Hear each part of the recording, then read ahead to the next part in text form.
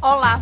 O Viver com Saúde de hoje vai falar sobre a superação do câncer de mama e do câncer de próstata, doenças que não são fáceis de se enfrentar e que atingem mulheres e homens de todos os cantos do mundo. Mas é preciso que as pessoas saibam que existem maneiras de se prevenir e também alternativas para se cuidar durante a doença. Muitas vezes, a forma como você trata esse tipo de câncer pode ser peça-chave para a cura.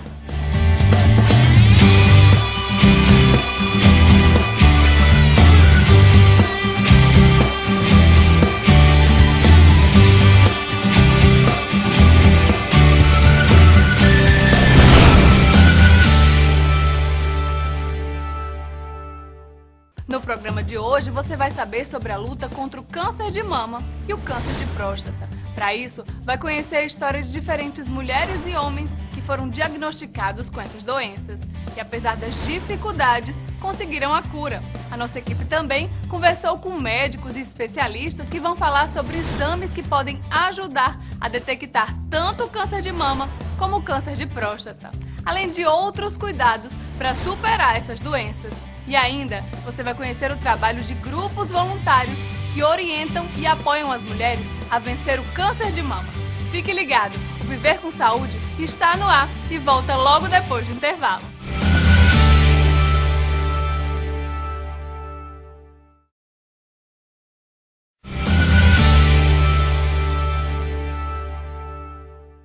O câncer de mama é o tipo de câncer que mais causa a morte de mulheres brasileiras. A cada mês, milhares de novos casos são diagnosticados.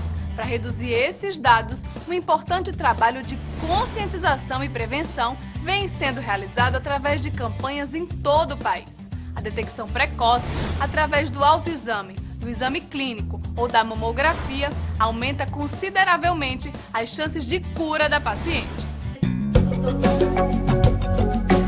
Idaísa Fernandes descobriu um nódulo no seio em 2009 fazendo o autoexame. Mas, como demorou um tempo para procurar o médico, acabou sendo diagnosticada com câncer de mama apenas em 2010. Eu descobri o câncer de mama fazendo o autoexame. Eu estava em casa, enquanto esperava o resultado do vestibular de meu filho, e fiquei fazendo o autoexame e notei que tinha um nódulo diferente. Eu sempre tive nódulos, sempre tive todos os cuidados. Fazia punção, fazia mamografia, porque realmente eu sempre tive uma mama complicada. E fiz esse autoexame e eu disse ao meu filho: "Filho, tem alguma coisa errada, esse nódulo está diferente dos outros." Ele disse: "Ah, tá nada, mãe, tudo é igual, você é cheia de caroço, deixa para depois do verão." E, irresponsavelmente, eu segui esse conselho, né? Não me alertei que poderia ser algo mais sério. Apesar de desconfiar que ele era diferente, eu digo que eu brinquei um pouco, ou talvez me acostumando com a ideia. Então, somente fui ao médico em abril. E comecei a fazer exame, fiz mamografia, fiz ultrassom, fiz a punção e fiz a biópsia. Foi quando, então, em 28 de junho, 6 meses depois, praticamente, é que eu tive o resultado. Isso me deu um prejuízo muito grande, porque eu tive que fazer a mastectomia total, eu tive que tirar toda a mama direita, reconstruir com o músculo das costas, né? Então eu realmente virei mutilada, né? Fiquei sem mama e sem o músculo, e tive que fazer 5 meses de quimioterapia. Talvez se eu tivesse ido antes, em dezembro, com o diagnóstico precoce, não precisasse desse sofrimento todo que é um tratamento contra o câncer. Esse tempo de descobrir o câncer de mama pode ser fundamental para a vida da mulher. Quanto antes for diagnosticada a doença, maior as chances de cura da paciente. É o que confirma o presidente da Sociedade Norte-Riograndense de Mastologia, Dr. Murilo Brito. O câncer de mama, ele tem algum sintoma específico que a mulher realmente dê para perceber ou não? O objetivo nosso, na realidade, é fazer um diagnóstico da doença subclínica, antes desses sintomas aparecerem, através do rastreio, através da pesquisa com a mamografia.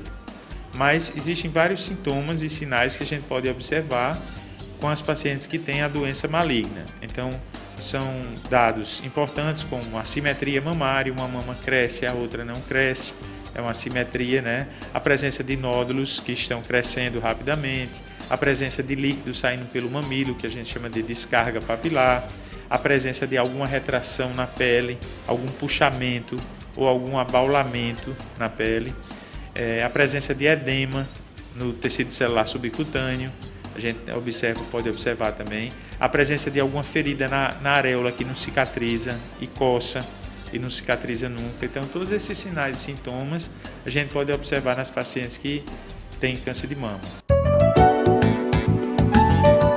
Para que o diagnóstico seja constatado de forma rápida, é importante que a mulher realize frequentemente o autoexame. Além dele, também existem outros procedimentos que podem ser feitos, como a mamografia e a ultrassonografia mamária. A gente orienta as pacientes a partir de 20 anos elas fazerem sempre o autoexame em casa. Então, depois da menstruação, elas começam a se examinar, pelo menos uma vez vai fazer uma visita ao especialista, no caso o mastologista. A partir dos 35 anos a 40, a gente tem que ter uma mamografia chamada mamografia de base. E acima de 40 anos, uma anual até os 70 anos de idade. Então, todo ano as pacientes têm que submeter a mamografia, independente delas ter antecedentes familiares ou não. A ultrassonografia também é extremamente importante, porque ela é um complemento da mamografia e muitas vezes naquelas pacientes mais jovens que não têm idade para fazer mamografia, nós fazemos a ultrassonografia como um método de rastreio também. Esses exames, eles podem aumentar as chances de cura dessa paciente? A nossa sensibilidade de você tocar, de palpar, geralmente são nódulos acima de 1 centímetro. E esses exames, tanto a ultrassom como a mamografia, a gente pode fazer um diagnóstico de uma lesão subclínica, ou seja, uma lesão, uma massa que seja menor que 1 centímetro. Então isso aí caracteriza um diagnóstico realmente bem precoce da doença. Quanto menor o tumor, o estadiamento é melhor, então as chances de cura aumentam muito. E aí você tem uma sobrevida e a chance de cura bem elevada realmente. O impacto inicial da descoberta da doença muitas vezes não é fácil, mas para vencer o câncer de mama, é importante que as mulheres busquem um sentido para enfrentar essa luta. O momento da descoberta do diagnóstico de câncer de mama é difícil ainda para essa mulher? O diagnóstico é sempre uma situação de impacto. É algo que alguém, normalmente o médico, traz para a paciente e ela vem cheia de cargas culturais mesmo. A gente tem uma imagem ainda muito ruim relacionada ao câncer, muito ligada à morte, muito ligada ao sofrimento. E aí essa mulher, tudo isso passa um filme na cabeça. Eu tô morrendo, eu não vou ter o que fazer. Então é importante, nesse momento, muitas vezes, um acolhimento, a equipe dizer que está ali, um fortalecimento para que ela lide melhor com isso. Porque é sim um momento de baque. O que é que nesse momento é importante? Que a gente fortaleça o pra quê dessa mulher estar pegando o tratamento com as duas mãos. Ela primeiro precisa confiar que aquele primeiro impacto, ele pode ter uma solução, ele pode ter cuidado, ele pode ter tratamento, ele pode ter um encaminhamento, não é só ali que vai parar. E aí, nesse segundo momento, ela vai olhar para o que é que faz com que ela queira fazer isso, porque vai ter um investimento, vai ter renúncia, ela vai sair da vida dela para poder assumir um tratamento. Então é importante que ela dê sentido, que ela veja o pra quê das coisas, para que ela possa de fato pegar o tratamento com as duas mãos e assumir esse período enquanto um período dela, porque as outras pessoas vão fazer parte, mas quem vai tratar, quem vai vivenciar tudo isso é a mulher, né? É quem recebeu o diagnóstico, seja mulher ou seja homem. Foi exatamente dando sentido à vida que Daísa encarou o câncer de mama. Você teve algum impacto inicial de realmente descobrir essa doença, ter esse diagnóstico do câncer de mama? Como eu demorei muito até o diagnóstico final e eu sentia que ele estava crescendo, eu acho que eu tentei me acostumar. Eu tentei, ao mesmo tempo que foi ruim para mim, né, para a minha saúde, mas para a minha cabeça, para os meus sentimentos, eu acho que eu comecei a me acostumar que eu poderia ter uma doença grave. E quando chegou o resultado da biópsia, realmente não foi um choque. Eu fui ao médico, quando chegou o resultado, pedi a todos que eu não queria choro, não queria isso. Eu sabia que era uma doença grave, mas eu não queria ninguém deprimido, ninguém triste perto de mim, nem com aquele olhar de pena, né? Porque as pessoas têm um olhar meio de pena. E a gente sente isso. Isso é uma coisa muito dura quando a gente olha assim, sabe aquele coitadinha vai morrer? Então eu pedi que eu não queria ninguém assim. E fui ao médico, perguntei a ele o que é que poderia fazer. E ele disse químio. Eu digo, tem outra saída? Ele disse, não. Eu digo, então é viver ou morrer? Ele disse, isso mesmo. Eu digo, pois tá, eu quero viver. Para a psicóloga Tamara Araújo, o câncer de mama deve ser visto pelas mulheres como um período de reflexão e amadurecimento. Como as mulheres devem enxergar o câncer de mama, esse período que elas estão passando pela doença, para poder superar justamente isso? O que a gente escuta, e aí de novo não tem regra, nada tem regra quando a gente fala de emoções, né? Mas se a gente pensar, essa ressignificação, ela muitas vezes vem no kit do câncer. É algo que me fez pensar na minha morte e faz eu repensar necessariamente a minha vida. É tanto que muitas pacientes que já trataram colocam pra gente isso. Ah, minha vida é melhor depois do câncer. Eu aprendi a dizer não, eu aprendi a cuidar mais de mim, eu aprendi um monte de coisa depois que eu fui impactada pelo câncer. Então, muitas vezes, esse câncer é um ponto de parada, digamos assim, para onde ela vai olhar para tudo e ver o que é que faz sentido, o que é que não faz, o que é que eu queria fazer diferente. Muitas vezes, uma coisa que a gente não faz na vida, a gente só faz quando é impactado por alguma situação como essa. Então, muitas mulheres colocam que a forma que elas aprenderam a ser depois do câncer é mais saudável, é mais adaptada, é mais até partilhada com o outro. Então, termina sendo vida também, esse período. Idaísa recebeu o apoio da família, tratou o problema de forma positiva e assim conseguiu a vitória. O apoio da família, dos amigos é muito importante e até de gente, alguns colegas, mas de repente todo mundo dá notícia, todo mundo nos manda um bilhete, nos manda uma oração. Eu senti uma energia muito boa. Então eu acho que esse é o lado bom do câncer, a gente redescobrir, certo? A fé, a força, a amizade, certo? O amor, eu acho, até mesmo o amor. E o câncer me deu isso de muito bom. Durante o tratamento da doença, você tentou levar uma vida normal? Tentava levar, eu só não trabalhava, né? Eu fiquei afastado do trabalho, mas não, eu fazia aula de dança, eu ia para cinema, eu ia para teatro. E eu digo muitas pessoas que elas não fiquem dentro de casa, não fiquem em cima de uma cama. O câncer é grave, mas tem cura. E o que eu falei já uma vez, as células cancerígenas, eu descobri que elas gostam de tristeza, de quem está quieto. Então a gente tem que achar alegria. A gente está viva, a doença é grave, mas é possível ficar curada, é possível ultrapassar o tratamento. O que você resolveu fazer para ajudar outras mulheres que estavam passando pelo câncer de mama? Eu fiz um livro, né, em 2011, durante o meu tratamento eu fiz como um diário. Depois desse diário eu estudei algumas leis que beneficiavam, como advogada, né, algumas leis que poderiam beneficiar os pacientes de doenças graves. E fizemos um livro onde fala dicas, que é exatamente tudo que eu aprendi, tudo que eu vivi, e os direitos, que eu enumero todos os direitos, toda a legislação, para as pessoas poderem usufruírem deles. Também é uma ajuda, né? Porque quando a gente está doente, a gente não pensa, só pensa em ficar boa. Ah, eu não quero morrer. Mas a gente também tem que se lembrar que a gente é cidadã. Então tem alguns direitos, alguns benefícios que a gente deve exigir. Mesmo doente, a gente deve exigir. O livro já está na segunda edição. Como é que as pessoas podem adquiri-lo? Bom, a primeira edição, o livro é este, né? A primeira edição nós editamos ela em 2011, mas meu marido foi o patrocínio. E nós procuramos, em alguns órgãos, distribuímos ele, escolhemos 10 órgãos e distribuímos ele, certo? Gratuitamente. Mas realmente teve uma aceitação muito boa e resolvemos fazer a segunda edição. Em 2012 eu fiz a segunda edição, mas só foi para o mercado à venda em 2013.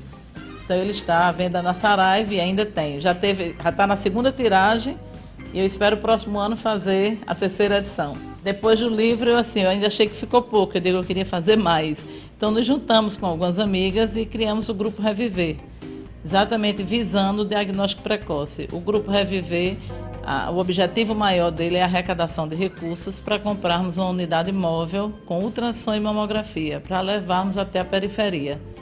Porque existe um déficit muito grande. Apesar das estatísticas oficiais dizerem não, mas existe um déficit muito grande de mamografia. O exemplo está aí, né? Na maternidade, quando foi feito o mutirão, nós tivemos 1.500 mulheres. Então existe esse déficit e a gente queria mudar essa estatística. A gente vai conseguir mudar essa estatística. Que mensagem você mandaria para as mulheres que estão passando por esse momento do câncer de mama agora?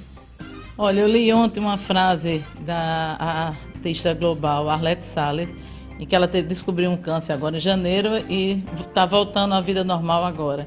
E ela diz: o câncer mata, mas o câncer também é vida. É vida para você aprender a viver mais leve, com mais fé, com mais gratidão e com mais alegria. Acredite, é possível estar viva. Então é isso que eu quero dizer às pessoas: acredite, é possível. Tentem achar alegria, não ache só tristeza. Nunca fique aquela porque eu. Não tem isso porque eu. Pergunte para que eu. O câncer vem para alguma razão, então você dessa forma você encara melhor, levanta a cabeça, passa, é difícil, mas dá para passar e dá para viver.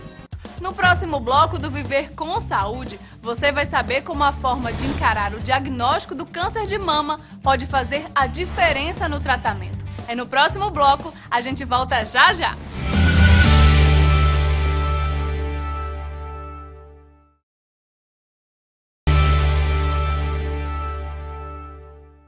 Passado o impacto inicial da notícia de um diagnóstico de câncer de mama, é fundamental que a paciente saiba que há muitas fontes de ajuda para tratar a doença e que não é apenas física, mas também psicológica.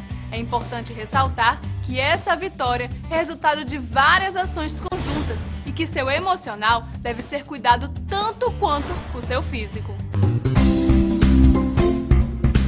Eleni Bezerra perdeu o cabelo durante o tratamento do câncer de mama. Para ela, esse período da doença foi um dos mais difíceis de encarar. Para mim foi o resultado pior do tratamento, para mim foi a perda de cabelo. Foi uma sensação muito ruim, né? Que meu cabelo caiu toda uma vez. Na segunda químio, meu cabelo caiu de uma vez.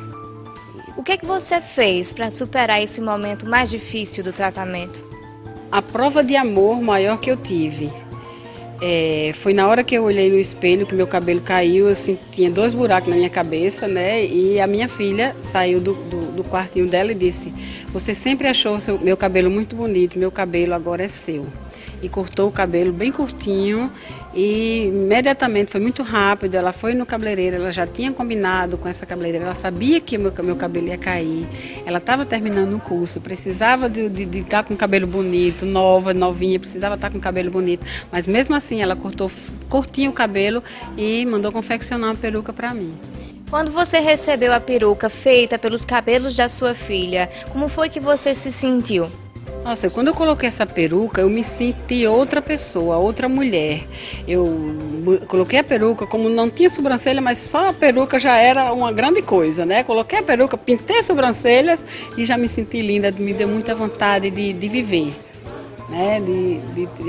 Minha autoestima foi lá pra cima quando eu coloquei essa peruca. E você guarda essa peruca até hoje em dia?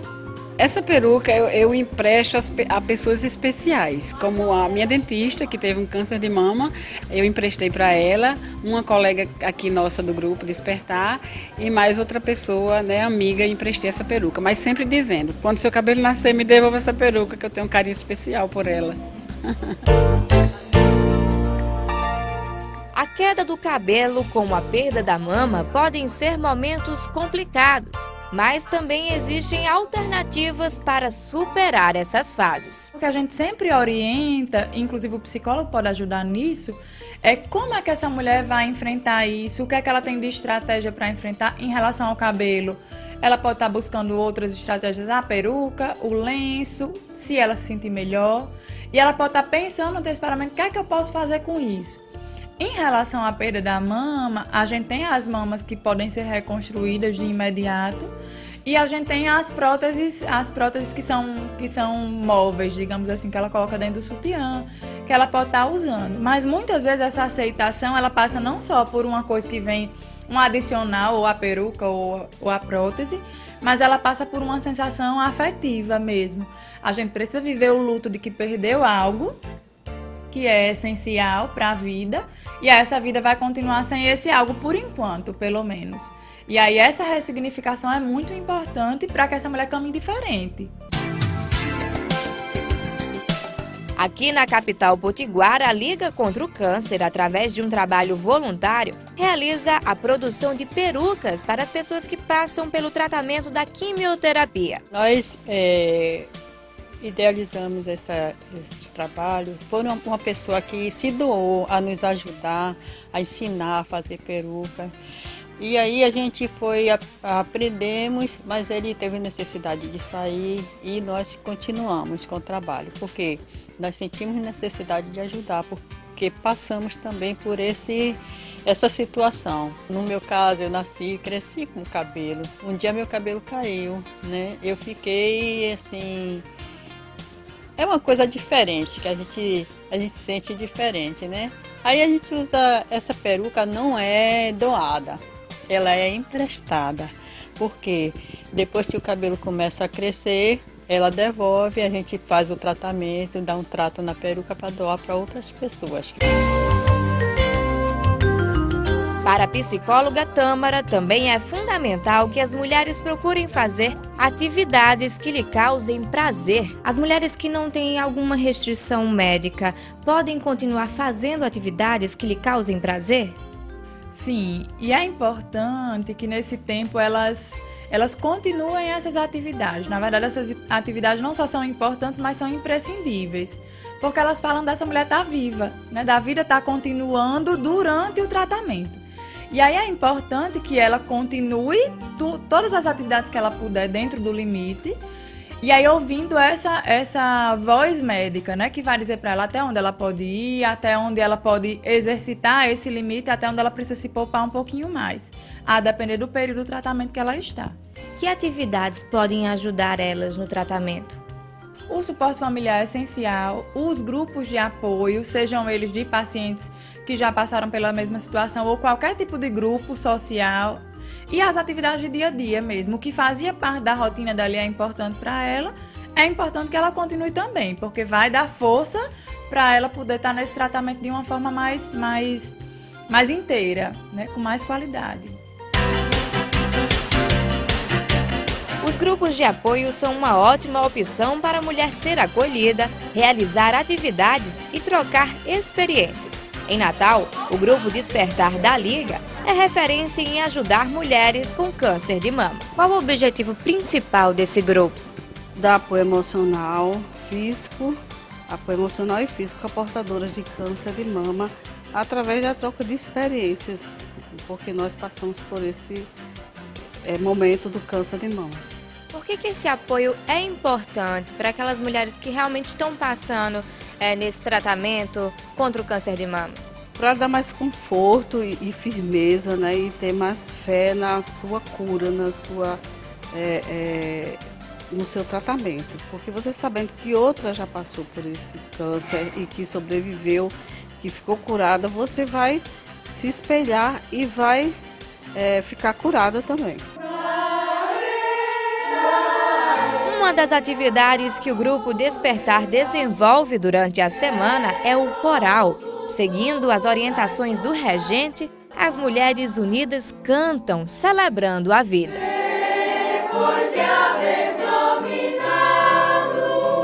A aposentada Gersina, que também teve câncer de mama e superou essa doença, diz que adora o Grupo Despertar e principalmente o coral. Tem pessoas que estão há mais de 18 anos, há 20 anos aqui no grupo, eu tenho 11, por exemplo. Então aqui é um esteio, é uma família, é uma coisa bonita, é uma coisa de alma mesmo, sabe?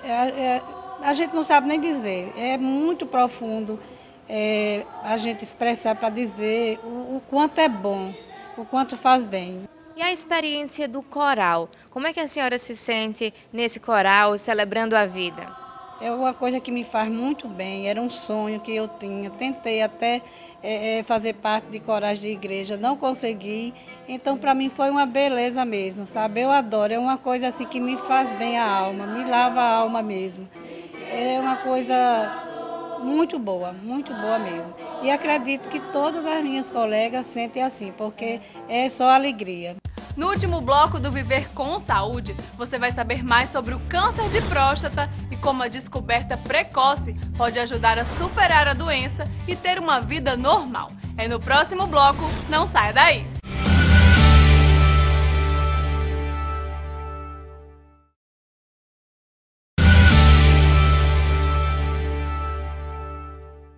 Muito mais do que se imagina, o câncer de próstata é a doença com maior incidência entre os homens. Perde apenas para o câncer de pele.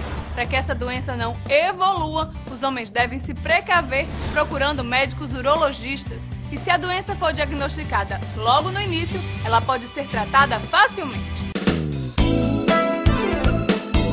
Assim como deve existir a consciência da mulher em relação ao câncer de mama, os homens precisam ficar atentos e se prevenir do câncer de próstata. Doutor Edson, o que é o câncer de próstata?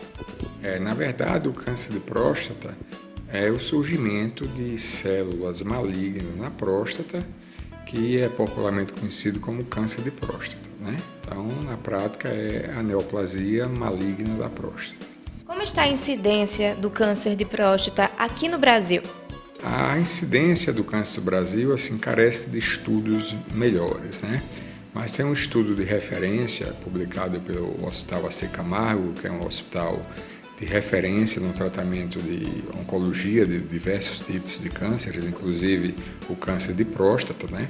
Que ele fez uma pesquisa entre 2012 e 2013, por um período de um ano, e viu-se que teve um diagnóstico de 60 mil novos casos de câncer de próstata. Esse número é um valor próximo à incidência do câncer de mama também? Nesse mesmo período também foi feito um levantamento dos casos de câncer de mama e viu-se que foi um número um pouco inferior, né? Foi detectado nesse período de um ano 59 mil casos de câncer de mama. Ainda existe um tabu com os exames para diagnosticar o câncer de próstata. Mas é preciso que os homens saibam que esses exames são fundamentais para prevenir uma doença que pode ser devastadora. Existem sintomas específicos desse câncer de próstata? Dá para sentir, mas é daí que surgiu essa campanha de divulgação que o homem precisa ir ao urologista, pelo fato de o câncer de próstata, quando vir a dar algum sintoma, ele já é um câncer que provavelmente já está fora dos limites da próstata, já deve ter invadido órgãos circunvizinhos da próstata, e não se fala nesse caso mais em tratamento curativo. Esse paciente não tem mais a chance de se curar.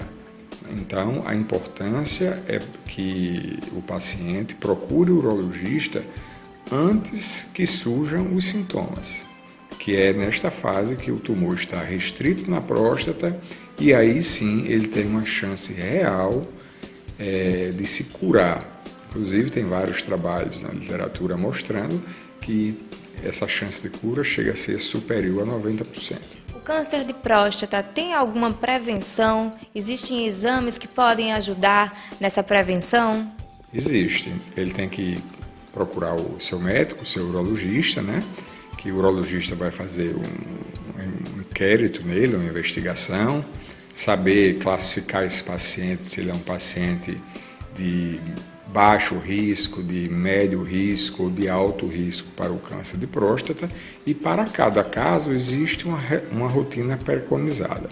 Mas, de um modo geral, a gente orienta que o paciente, após os 40 anos, procure o seu urologista e ele é o médico que vai classificá-lo dentro dessas 3 classes e a partir daí ele vai orientar de que maneira ele precisa vir anualmente, semestralmente ou a cada 2 anos. Mas o interessante é que ele vá ao médico fazer essa consulta inicial para ele tomar ciência do problema dele e daí para frente o urologista vai dar todas as recomendações necessárias. Existem exames para ajudar a identificar o câncer de próstata? Com que frequência eles devem ser feitos? Tem sim. A gente vê, direcionando especificamente para o câncer de próstata, existem 2 exames que eu diria que são principais, né? Um deles é o PSA, né, que é um exame de sangue que é feito, um exame simples, né? E também o toque retal, que aí é que vem uma grande discussão, um grande tabu aí na sociedade, mas a gente vê que ao longo do tempo, pela procura que vem aumentando tanto na rede privada quanto na rede pública, os pacientes têm se conscientizado mais. Então a gente vê que isso aí com o tempo vem diminuindo. Então os dois principais exames, resumindo, seriam o PSA, que é um exame de sangue simples, e o exame do toque, que o médico vai analisar que se é necessário. Não, também não é um exame que é obrigatório em todo caso, não. Os homens precisam estar mais conscientes sobre essa doença, sobre esses exames. O que é que o senhor diz para eles? Precisam. A Sociedade Brasileira de Urologia, desde 2012, vem com essa campanha do Novembro Azul, né? Antes ela já vinha divulgando de uma maneira mais discreta, mas sempre fazendo campanhas de divulgação na mídia. E a partir de novembro ela criou, em semelhança ao Outubro Rosa, né? Nós lançamos o Novembro Azul, que é um mês que a gente divulga bastante na mídia. Os hospitais públicos que dispõem de atendimento urológico, eles também divulgam. No caso aqui do Rio Grande do Norte, o Hospital Onofre Lopes está disponibilizando atendimento para pacientes da rede do SUS. É só procurar direto lá o setor de marcação e marcar a consulta, que ele será atendido. E todas as clínicas da rede privada que dispõem de urologista, elas também estão participando dessa campanha. Depois do tratamento, é possível ter uma vida completamente normal? Dá. A gente sabe que a próstata é um órgão que tem uma função no nosso corpo, né? Ela faz parte do sistema reprodutivo do homem, né? E ela também tem uma certa função na continência urinária, no controle do homem reter a urina na bexiga, né? Então, na medida que a gente remove esse órgão, por um câncer, por exemplo, então podem surgir complicações devido a essa remoção da próstata, né? Que principalmente é a incontinência urinária, que ocorre em menos de 1% do caso, eu posso dizer que é uma complicação hoje em dia rara, e a outra complicação que é mais frequente é um grau de disfunção erétil, né? Popularmente conhecido como impotência. Mas a gente sabe quando a cirurgia é feita precocemente, a gente faz uma cirurgia menos agressiva e a chance desse paciente vir a desenvolver algum problema na ereção é menor. E sabe-se também que no decorrer dos anos, principalmente dos 2 anos iniciais após a cirurgia, a tendência é que ele recupere a cirurgia. Mesmo que não recupere a ereção, corrigindo, né? A gente sabe que tem tratamentos alternativos para isso aí, mas a intenção principal do paciente operar é ele se curar. O foco da cirurgia é ele salvar a sua vida, né? Porque ele sabe, se ele não se operar, mais cedo ou mais tarde esse tumor vai evoluir, vai se expandir e o paciente vai terminar morrendo do câncer de próstata. Com histórico na família da doença, o senhor Inácio procurou o médico urologista aos 40 anos. E depois de alguns anos, mesmo sem sentir nenhum sintoma, foi acusado o câncer de próstata. Quais os exames que o senhor realizou para que realmente pudesse ser constatado o câncer de próstata? Eu fiz o exame de sangue, que é o PSA, e a outra. Nunca precisei fazer o exame de toque, porque foi descoberto antes, assim, o PSA foi quem indicou que eu tinha que fazer essa cirurgia. O senhor Inácio precisou fazer a cirurgia de remoção da próstata. Apesar da ansiedade, ele conta o quanto a prevenção dele foi fundamental para a boa saúde que tem hoje. Na hora que o médico falou que eu tinha que fazer, entendeu? É claro que a gente sente. E eu senti bastante, né? Mas, graças a Deus eu fiz e tô bem. É importante que os homens tenham essa conscientização de procurar logo o urologista, né, para realizar esse exame de rotina. Com certeza. Eu tenho meus filhos, espero que eles comecem a fazer com uns 40 anos, entendeu? essa prevenção, que é importante, muito importante. Descobrir um câncer não é fácil para ninguém. Mas, embora esse termo ainda carregue um peso difícil de ser suportado, procurar alternativas de superar a doença, como receber o apoio da família, buscar a espiritualidade e fazer o possível para manter as atividades diárias, são fatores que podem colaborar e muito no sucesso da jornada. Por mais que seja difícil, tente, persista, persevere. E eu espero que você tenha gostado do nosso programa. Obrigado pela sua companhia e até o próximo Viver com Saúde. Tchau!